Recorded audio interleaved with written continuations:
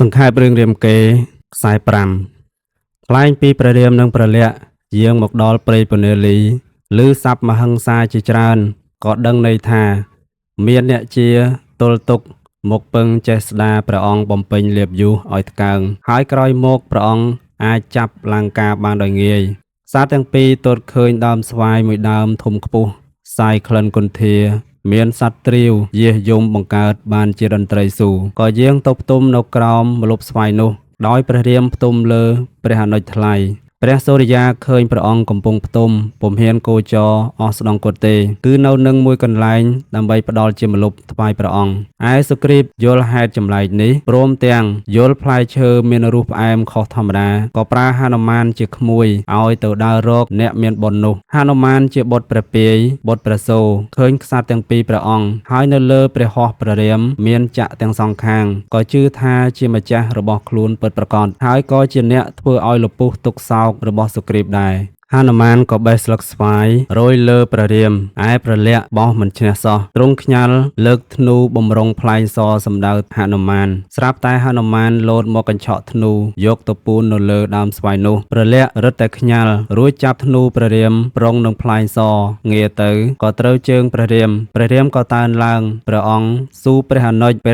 រៀបរាប់ទូលថ្វាយព្រះរាមទតស្វាសនោះសរសើរថាចំជាស្អាតហើយព្រះអង្គទតឃើញកណ្ដុលរតនៅត្រចៀកហនុមានក៏ដឹងថាព្រះរាមជាម្ចាស់ខ្លួនច្បាស់ត្បិតនឹកដល់សម្ដីមេដាខ្លួនរួចក៏ហក់ចុះពីលើដើមស្វាយមកថ្វាយបង្គំព្រះរាមព្រមទាំងតាំងចិត្តទទួលភារៈជួយយកអាសាថ្វាយព្រះរាមទៀតផងកាលនោះព្រះលក្សណ៍ពុំជឿលើសមត្ថភាពហនុមានតែតាំងចិត្តទទួលភារៈយកអាសាព្រះរាមឡើយហនុមានក៏ស្ងាបឡើងហាមាត់មានរស្មីប្រងព្រាយគ្រប់ទ្វារទិសព្រះរាមស៊ូពិសាវតាហនុមានប្រាប់ថាខ្លួនឈ្មោះកំហែងហនុមានជាបុត្រព្រះពាយបុត្រព្រះសូរ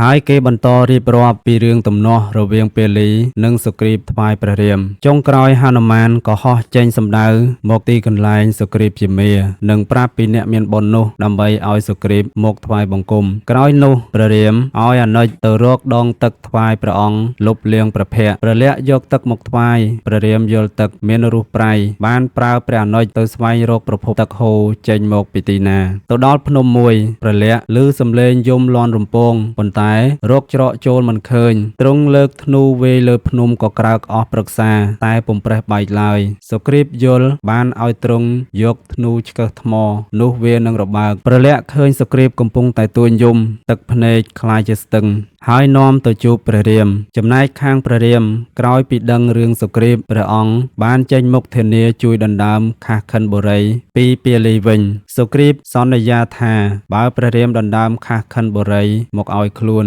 នឹងថ្វាយពលព្រិនស្វា70អសង្ខ័យមហាអខោភិនីដំបូងឡើយសុគ្រីពពុំទាន់ជឿលើថ្វីដៃព្រះរាមនៅឡើយទេក៏ពិសោធន៍ព្រះរាមប៉ុន្តែព្រះរាមក៏យល់ការនេះដែរពិសោធន៍ទី1ទ្រង់ផ្លែងសបំបាក់គុហានិងដុតបំផ្លាញសពទូភីហើយផ្លែងសបង្កើតភ្លៀងខ្យល់ដើម្បីនាំយករបស់ទាំងនោះទៅដាក់ក្នុងសមុទ្រពិសោធន៍ទី2ព្រះរាមបានកោះសសម្ដៅដើមត្នោត7ដើមតម្រៀបគ្នាលើខ្នងនាគឲ្យបែកចាត់ខ្ចាយទើបសុគ្រីពជឿជាក់លើឫទ្ធិអំណាចព្រះរាមក៏នាំព្រះរាមទៅជួបពាលីឯខាស់ខិនបុរីដើម្បីប្រយុទ្ធប្រឡងអំណាចពេលនោះ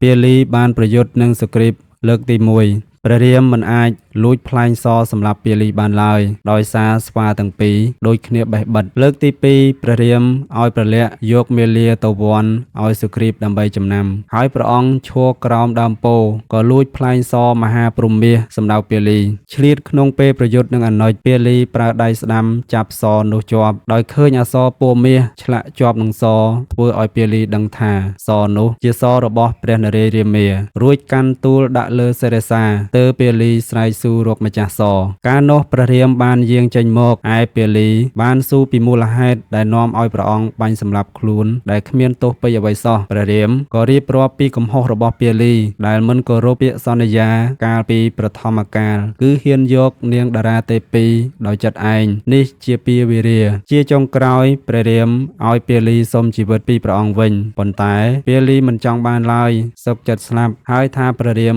មុខជាទទួលពាវារាវិញ មុននឹងស្លាប់ពាលីបានផ្ញើអង្គត់និងសុគ្រីពឲ្យក្សត្រទាំងពីរអង្គជួយរក្សាការពាររួចហើយច្រានសជ័យមុតប្រាណដល់នៅមរណាទៅពេលឃើញព្រះស្វាមីបាត់បង់ជីវិតនាងតារាទេពីទួញសោកយ៉ាងខ្លាំងទំនួញនាងក៏ក្រើកដល់ឋានព្រះឥន្ទព្រះឥន្ទបើកទិព្វចក្ខុឃើញពាលីអស់ជីវិតក៏យាងចុះមកពោពាលីមកទុកក្នុងពិមានទិព្វចំណែកឯសុគ្រីពបានឡើងសោយរាជជំនួសព្រះរាមក៏សប្បាយភ្លេចគុណព្រះរាមក៏បញ្ជាអនុជឲ្យទៅរំលឹកសុគ្រីពសន្យាថានឹងប្រមូលទ័ពថ្វាយត្បិតឥឡូវនេះស្វាខ្លះនៅតាមភ្នំខ្លះនៅឯជលធីកាលនោះព្រះលក្សណ៍នាំដំណឹងនេះមកថ្វាយព្រះរាមសូមកុំឲ្យព្រះអង្គប្រកាន់ខឹងក្រោធត្បិតស្វាទាំងអស់មិនសុទ្ធតែនៅក្នុងនគរខាស់ខិនទេឯហនុមានឯណោះកំពុងនៅភ្នំគន្ទលី